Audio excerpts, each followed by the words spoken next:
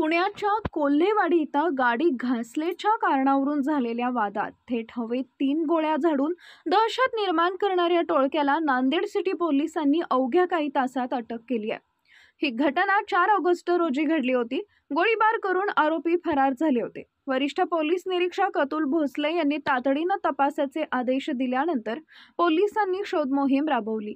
Police अंमलदार Swapnil मगर, बंटी मोरे आणि संग्राम शिणगारे यांना मिळालेल्या गोपनीय माहितीच्या आधारे संबंधित आरोपी खडकवासला चौपाटी परिसरात असल्याचं समजलं। माहिती वरिष्ठांना कळवण्यात आल्यानंतर सहाय्यक पोलीस निरीक्षक राहुल यादव यांच्या मार्गदर्शनाखाली पोलिसांचं पथक घटनास्थळी दाखल झाले। तिथं संशयितपणे थांबलेल्या 6 इसमांना ताब्यात घेण्यात आलं असून या प्रकरणी नांदेड सिटी पोलीस ठाण्यात गुन्हा नोंदवण्यात आला आहे।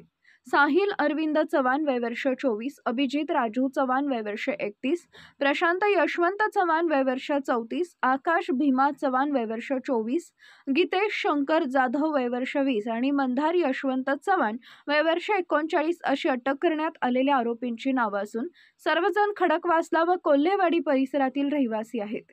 ही कारवाई अपर पोलीस आयुक्त पश्चिम विभाग राजेश बनसोडे, परिक्षेत्र 3 चे पोलीस उपायुक्त संभाजी कदम, सिंहगड रोड विभाग सहाय्यक पोलीस आयुक्त अजय परमार यांच्या मार्गदर्शनाखाली नांदेड सिटी पोलीस स्टेशनचे वरिष्ठ पोलीस निरीक्षक अतुल भोसले, गुन्हे शाखेचे पोलीस निरीक्षक गुरुदत्त मोरे, सहाय्यक पोलीस निरीक्षक राहुल यादव, प्रवीण जाधव, पोलीस उपनिरीक्षक कसबे, अंमलदार संग्राम शिणगारे, प्रतीक मोरे, स्वप्नील मगर, मोहन मिसाळ, भीमराज गांगुर्डे, सतीश खोत यांच्या पथकानं केली आहे।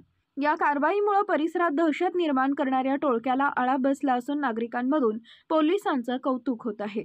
शिवशाही न्यूज प्रतिनिधी पारस मुथा, पुणे।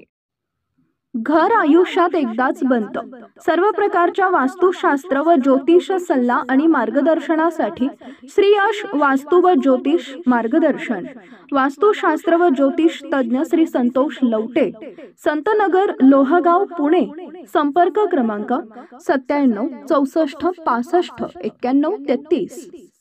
ताज्या घडामोडी जाणून घेण्यासाठी शिवशाही न्यूज यूट्यूब चॅनलला सबस्क्राइब करा। आपण हा व्हिडिओ फेसबुकवर पाहत असाल तर फेसबुक पेज फॉलो करा आणि शिवशाही न्यूज.com या आपल्या वेबसाईटलाही भेट द्या।